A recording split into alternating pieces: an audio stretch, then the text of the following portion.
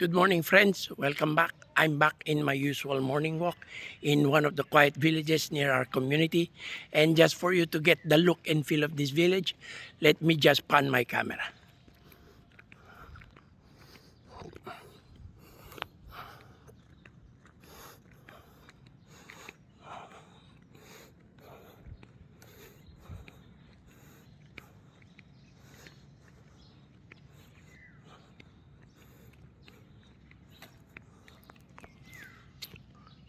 As you can see, I'm literally walking in the middle of the street. That's how quiet this village is. Actually, this is just one of the two villages where I do my 10,000 steps walk every day. And yesterday, I was able to clock in at 19,473 steps. The weather was good yesterday, so I had a good walk.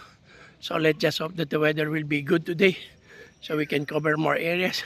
And let's see how far my feet would bring me and how many number of steps will I be able to clock in today. Okay, see you.